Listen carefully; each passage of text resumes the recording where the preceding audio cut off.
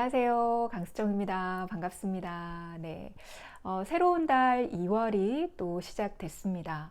제가 있는 이곳 부산은요, 좀 부슬부슬 비가 내리고 있습니다. 여러분들이 계신 곳은 어떠신지 궁금하네요. 오늘은 제가 1월에 읽었던 책들 중에서 좋았던 책들을 2월의 책으로 소개해 드릴까 하는데요. 제가 1월 달에는 총 9권의 책을 읽었더라고요. 책을 굉장히 좋아하지만 모든 책들이 재미있고 만족스러운 것은 아니잖아요. 하물며 심사숙고하고 선택한 책이라 할지라도 가끔 실패하는 경우가 있고 기대에 못 미치는 경우가 종종 있습니다. 제가 1월에 읽은 이 9권의 책들은요, 모두 각자의 새로운 방식과 표현으로 독서의 즐거움을 선사해 주었고 정말 만족스러운 독서를 해서 기분이 좋습니다. 그러면 제가 1월에 읽은 총 9권의 책들이 어떤 책인지 가볍게 살펴보겠습니다.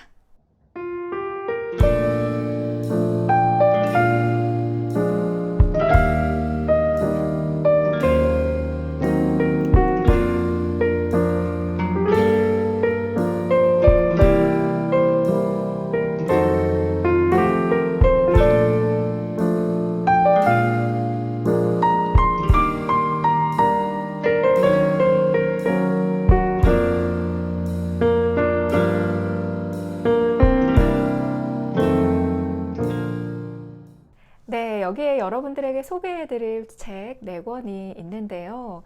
한 권 한 권 만나보도록 할게요. 처음으로 소개해드릴 책은 이 2권인데요. 구병모 작가님의 바과 그리고 바쇠 2권입니다. 정말 여러분, 제가 이 책을 읽고 정말 막 기립박수를 치면서 막 브라보를 외치고 싶을 정도로 너무너무 재미있게 읽은 책이고요. 정말 이 책을 읽으면 정말 온몸에 도파민이 흘러 넘칠 정도의 재미와 즐거움, 그리고 긴장감과 감동까지 받을 수 있는 책입니다. 제가 이 2권의 책은 언박싱 영상에서도 소개를 해드렸어요. 이 책들 역시 제가 정지아 작가님의 아버지의 해방일지를 읽고 나서 주문을 했었던 국내 소설이고요. 구병모 작가님 역시 처음 알게 되었고 처음 읽게 된 작품들입니다. 구병모 작가님은 출판사 편집자로 일을 하다가 2009년도에 위저드 베이커리라는 작품으로 문단에 등단한 이후로 계속 집필 활동을 하고 계신 작가이고요. 제가 꽤 오래전에 SNS상에서 위저드 베이커리가 정말 피드로 도배가 되었던 것이 어렴풋이 기억이 나고요. 굉장히 판타지한 느낌의 푸른빛의 표지였던 것으로 기억을 하는데 정말 핫했던 기억이 나고 당연히 저는 그냥 패스를 했죠. 네. 네, 이제는 정말 그 당시에 폭발적인 인기를 누리는 책들은 꼭 제때 읽기로 했습니다. 아버지의 해방일지가 저에게 준 교훈입니다. 네. 국내 작가를 서치하면서 제가 굉장히 재미있게 보았었던 전도연 배우의 주연이었었던 길복순이란 영화에 영향을 받았는지 비슷한 여성 컬러가 등장하는 바가라는 작품을 선택을 하고 그야말로 딥북 독서를 시작하게 되었습니다.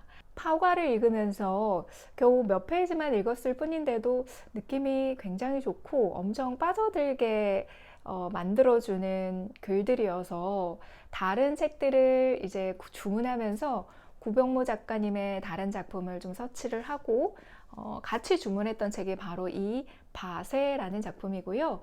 제가 그 정혜운 작가님의 그 소설책으로 이 시리즈는 소개를 잠깐 해드렸었거든요. 위스덤 하우스에서 나오는 위픽 시리즈로 굉장히 짧은 단편 소설을 한 권에 담아 놓은 책이고요. 이 파쇄도구 시리즈 중에 한 권이었습니다. 박완은 40년 동안 날카롭고 냉혹한 청부살인을 업으로 해온 60대 할머니 킬러 조각이라는 사람의 이야기를 담은 스릴러인데요. 스릴러 장르가 주는 팽팽한 긴장감 덕분인지 소설을 읽는 내내 장면들이 생생하게 상상되면서 더 흥미롭게 읽을 수 있었습니다. 굉장히 날렵했던 몸과 또렷했던 기억들과 서서히 멀어지면서 노년의 나이에 들면서 삶이 삐걱대기 시작하는 킬러 주인공의 내면에서 큰 파도가 치기 시작을 하는데요. 청부살인업, 그 업계에서는 퇴물 취급을 받게 되고, 냉혹한 킬러로서의 날카로움이나 어떤 예리함 같은 것들이 순간순간 인간적인 따스함으로 변해가게 돼요. 삶의 어떤 슬픔과 공허를 기저로 해서 현재 조각이 사람과 세상을 바라보는 그 시선이나 관점의 변화들을 읽으면서 굉장히 인상적이었던 작품이었어요. 40년간 이 책에서는 이 킬러 살인 청부업을 방역 작업이라고 이야기를 하는데요. 이 40년간 방역 작업을 해 오면서 한 번도 뒤돌아보지 않았던 이 조각이라는 여성이 세상사, 인간사에서 때로는 거추장스러울 수 있는 감정 따위는 절대로 품고 살지 않겠다고 다짐을 했었는데, 이제 점점 나이가 들어가면서 마음속에 지키고 싶은 것들이 하나하나 생겨나기 시작을 하고, 예전에는 별로 감정의 동요를 일으키지 않았던 대상들이 점점 마음으로 파고들기 시작을 합니다. 그런 지키고 싶은 소중한 것들이 오히려 나중에는 약점이 되어서 이 소설에서는 조각 외에 또 한참 어린 동료 투라는 흥미로운 인물이 나오게 되는데요. 조각이라는 인물을 중심으로 서사가 진행되지만 꽤 비중 있는 인물로 나오는 이 투라는 사람은요, 조각의 손에 아버지가 살해되고 아버지를 살해한 여자를 쫓아서 청부살인업이라고 하는 길을 걸으면서 복수를 준비하는 인물입니다. 이 인물이 등장하면서 조각의 내면이 더 사실적이고 깊이 있게 드러나기도 한데요. 박과의 외전이라고 하는 이 파세 역시 굉장히 재미있게 읽었던 작품인데요.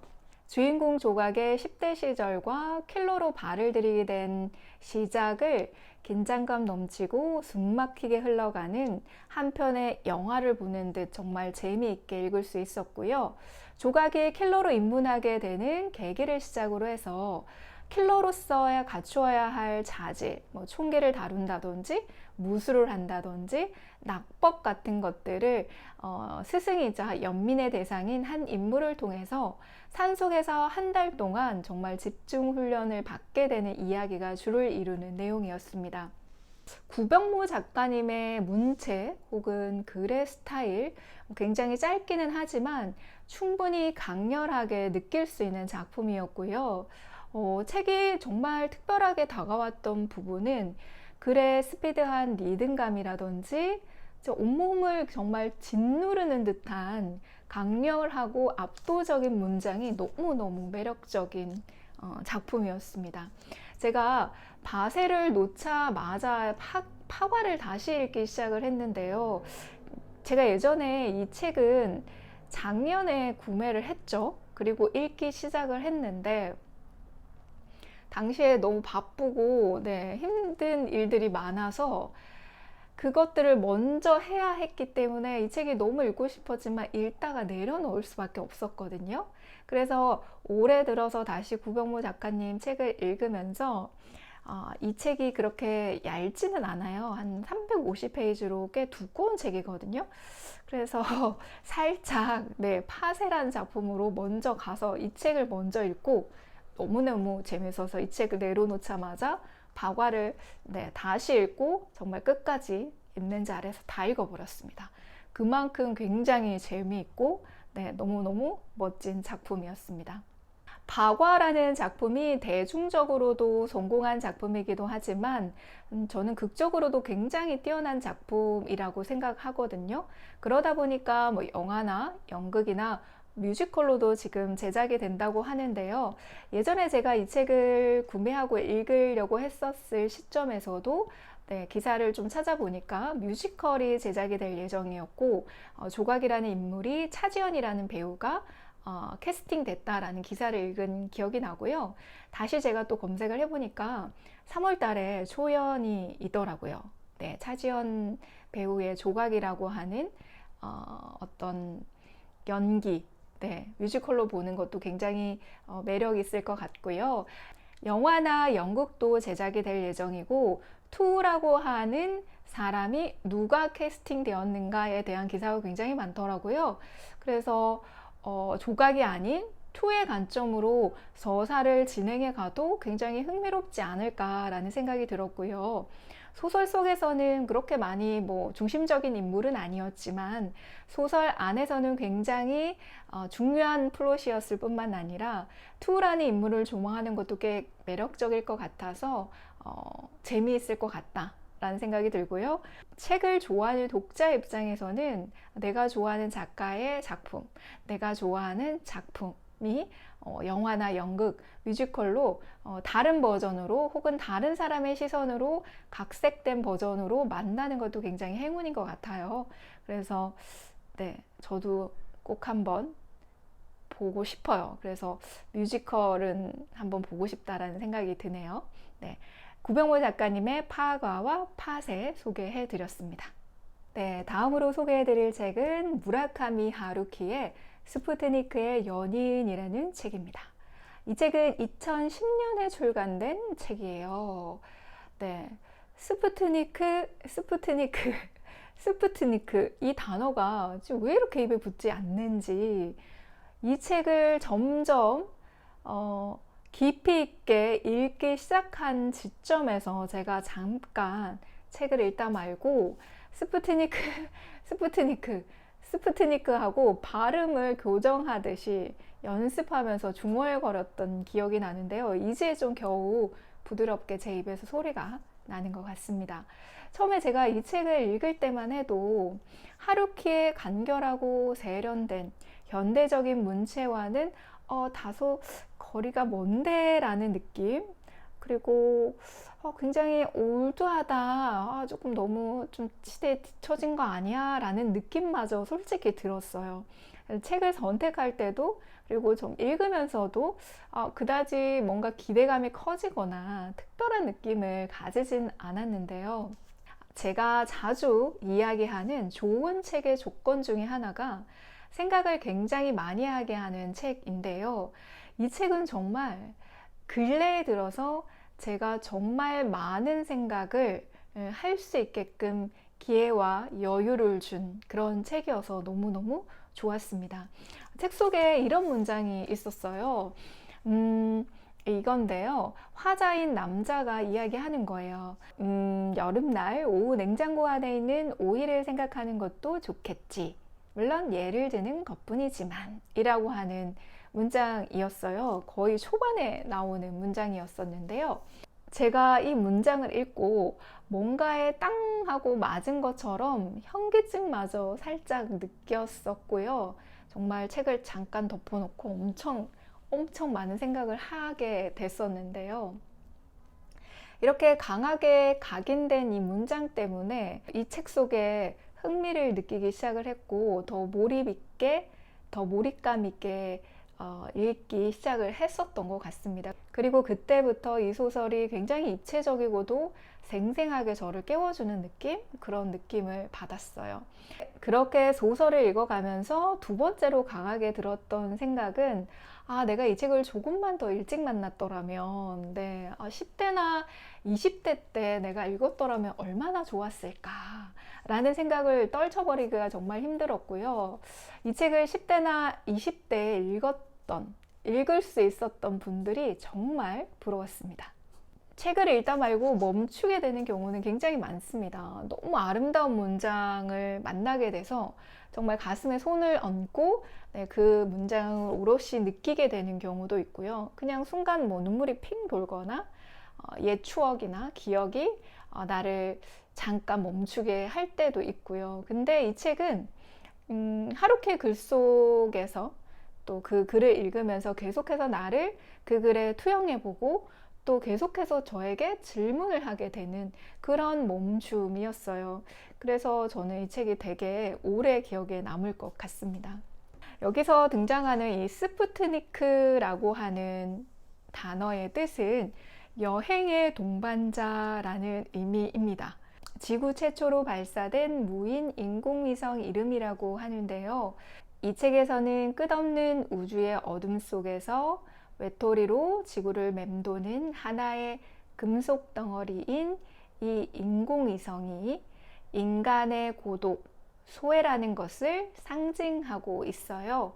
한 남성과 한 여성, 그리고 한 여성과 17세 연상의 중년 여성과의 서로 빗나가는 삼각관계를 주요 스토리로 다루고 있고, 조금 더 관계를 조망해 보면 화자인 주인공 남자는 또래의 여성을 사랑을 하고, 그 여성은 그 남성이 아닌 17세, 자신보다 17세 연상의 중년 여인을 사랑하게 됩니다. 하지만 그 중년 여인은 이미 결혼을 한 사람이면서 동시에 그 어린 여자에게 어떤 애정과 연민을 가지고 있지만 과거의 끔찍한 기억으로 누군가를 온전히 사랑할 수 없는 상태에 있습니다. 한 사람의 깊은 내면뿐만 아니라 더 확장된 시야로 다양한 인물들의 내면을 통해서 저자의 메시지가 좀 뚜렷하게 다가오는 느낌을 받았었고요. 등장하는 주인공의 그 혼란스러운 감정, 그리고 고뇌하는 내면에 저도 모르게 빠져들어서 읽게 되었던 것 같아요. 고독을 느끼는 감정, 고독의 시간은 상실과 단절, 소멸을 상징하지만 그 인고의 시간 끝에 비로소 사랑과 회복이라는 꽃을 피우게 된다 라는 희망도 놓지 않는 좀 따뜻한 소설이었었는데요. 제가 이 소설에서 정말 좋았던 문장이 있어서 좀 읽어봐 드릴까 해요. 사람에게는 각각 어떤 특별한 연령대밖에는 경험할 수 없는 특별한 사건이 존재한다. 그것은 아주 작은 불꽃 같은 것이다. 주의 깊고 운 좋은 사람은 그것을 소중하게 보관하고 커다란 횃불로 키워내 생을 밝히며 살아갈 수 있다. 하지만 단 한 번이라도 잃어버리면 그 불꽃은 영원히 되찾을 수 없다. 라는 문장이었습니다. 네, 제가 서두에 살짝 언급해드렸던 여름날의 오후 냉장고 안에 있는 오이를 생각하는 것도 좋겠지. 물론 예를 드는 것 뿐이지만 이라고 하는 문장이 저에게 굉장히 크게 와닿았다고 말씀을 드렸고, 지금 또 한 문장을 소개를 해드렸는데요. 처음에 소개해드렸던 그 문장이 앞뒤 맥락을 말씀을 드리지 않았기 때문에 이게 뭐지? 라고 하실 수는 있는데요. 배려심에 대한 언급을 하면서 배려심을 그럼 잘 가지려면 어떻게 해야 돼? 라고 이제 화자인 남성에게 여자가 물어봤을 때 화자가 이렇게 대답을 했거든요. 근데 이 안이 정말 엄청난 통찰이 있는, 그러면서 굉장히 마음 챙김을 하는 그런 문장인 것 같아서 저한테는 되게 특별하게, 또 하루키 소설 속에서 들어가 있어서 그런지 좀 되게 특별하게 다가왔었어요.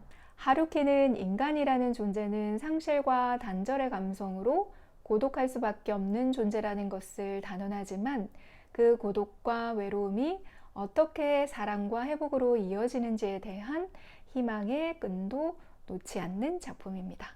내가 지금 무엇으로부터 소외되고 또 무엇으로부터 상실감을 느끼고 있는지조차 모르고 살아가는 분들이 굉장히 많죠. 저도 예외가 아니고요. 소중한 인생의 깨달음과 같은 것들을 한 번도 느껴보지 못해서가 아니라, 그러한 깨달음이 삶에서 지속되기가 굉장히 어렵기 때문에 삶의 고통은 끝나지 않는 것 같습니다. 우리 자신도 예외가 아닌 것 같아요. 내가 좀 더 나에게 귀를 기울이고 관심을 가지고 고뇌하는 그런 시간들, 그런 시간들이 있을 때에 내가 잘못된 길을 가고 있더라도 그냥 의미 없이 흘려버리거나 교묘하게 외면해 버리지 않고 좀 단단하게 나를 붙잡을 수 있지 않을까라는 생각이 듭니다. 이제 막 사회 속으로 발을 디딘 분들이시거나 혹은 여전히 혼란스러운 청춘을 보내고 계신 분들에게 강추해 드리고 싶은 하루키의 책이었습니다. 네, 마지막 네 번째 책으로 소개해 드릴 책은요. 네, 미음사 세계문학 전집, 네, 헨리크 입센의 대표작인 인형의 집입니다. 네, 잘 모르는 작가입니다. 제가 워낙 최근에 고전을 많이 읽지 못해서 이 고전 한 권 읽어봐야겠다라고 생각을 했고, 너무 두꺼운 책에는 감히 손을 대지를 못하고요. 정말 그냥 가장 얇은 책으로 선택을 했던 책이었어요.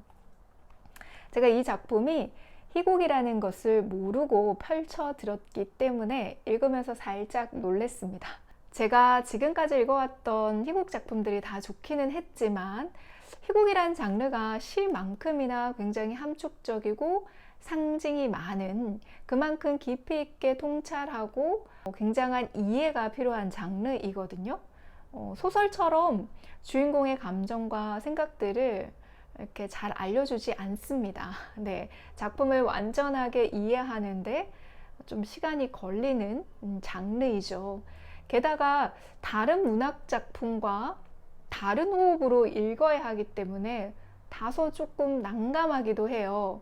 왜냐하면 그 희곡의 대사체가 그동안 읽어왔던 책하고는 굉장히 다르거든요. 그래서 저는 약간 삐걱거리면서 읽게 되더라고요.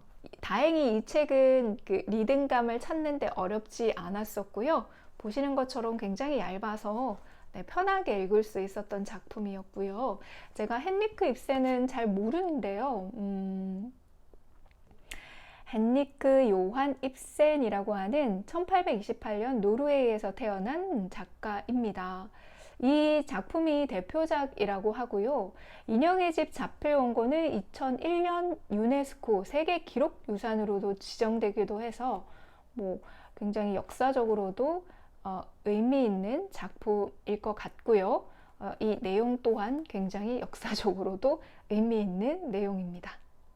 이 책은 1879년에 발표되자마자 사회적 반향을 일으킨 작품인데요. 여성 인권 운동이 19세기와 20세기 초기에 굉장히 활발하게 이루어졌었는데 여성의 인권 문제가 수면 위로 떠오르는 시기에 나온 책이고요. 가정 안에서 부부의 이야기, 그 부부 중에서도 여성의 이야기를 중심으로 해서 다루고 있는 작품이기 때문에 더 크게 사람들에게 영향을 주지 않았을까라는 생각이 듭니다. 네, 이 책은 세 아이의 엄마이자 사랑받는 아내 노라라고 하는 여인이 크리스마스를 준비하는 장면으로 시작을 합니다. 희곡의 특성상 대사를 따라가다 보면 자연스럽게 무대 위의 장면을 상상을 하게 되고 굉장히 유쾌하고 즐겁고 신나는 분위기로 시작을 하고, 그러한 분위기가 역전이 되는 것이 많지 않고요. 소설의 끝까지 좀 비슷한 분위기로 흘러가는 것 같아요. 이 노라라는 여성이 남편 헬메르의 영향력에서 벗어나 스스로를 찾겠다고 선언을 하고, 아버지와 남편의 인형 같은 존재였을 뿐이라고 이제 주체적인 삶을 살겠다고 어떤 각오를 하고 떠나겠다라고 하는 여인의 어떤 강력한 어떤 사건이나 어떤 강력한 내면이나 어떤 강력한 행동들이 나오는 것이 아님에도 불구하고 이 굉장히 짧은 소설 안에서 그 당시의 여성들의 사회적인 속박이 어떤 것이었는지 굉장히 임팩트 있게 독자에게 쾅 하고 다가오거든요. 저는 이게 엄청난 그 글쓰기의 능력이라고 생각을 하고 이 책의 가장 매력적인 부분이라고 생각을 합니다. 너무 신기했어요. 저는 읽으면서 글 속에 대단히 큰 사건이나 서사가 등장하지 않습니다. 주인공의 깊이 있는 통찰이나 어떤 강렬한 행동 이런 것도 나오지 않아요. 다만 아내가 남편을 대하는 게 어떠한지, 또 어떤 단어와 말을 하는지, 남편 또한 아내를 어떻게 대하고 어떤 언어를 사용하는지를 통해서 충분히 그 사회의 어떤 분위기, 문화, 어떤 여성과 남성 인권에 대한 차이, 이런 것들을 느끼게 되고, 작가가 전달하고자 하는 메시지가 너무너무 강렬하게 다가오는 작품이어서 저는 굉장히 놀랐던 작품이에요. 이렇게 짧은 소설 안에 이야기가 전개되는 사건, 사고가 특별하지도 않고, 어떻게 보면 굉장히 일반적일 수 있는, 어디서 많이 본 듯한 느낌을 담고 있기도 하지만, 그럼에도 불구하고 이 작가가 전달하고자 하는 메시지는 굉장히 과격하고 묵직하고 진하게 다가올 뿐만 아니라, 그런 것을 표현하는 방식 또한 새로워서 신선하게 다가왔던 작품이었습니다. 네, 고전 한번 읽어봐야지 고민만 하시는 분들 많잖아요. 이렇게 짧은 고전 중에서도 굉장히 흥미롭고 재미있는 책들이 많습니다. 그 시작점으로 헨리크 입센의 인형의 집 선택하시는 것도 좋을 것 같습니다. 제가 1월에 읽었던 따끈따끈한 책들 중에서 4권을 선택해서 2월의 책으로 소개해 드렸습니다. 네, 꼭 한번 읽어보세요. 감사합니다.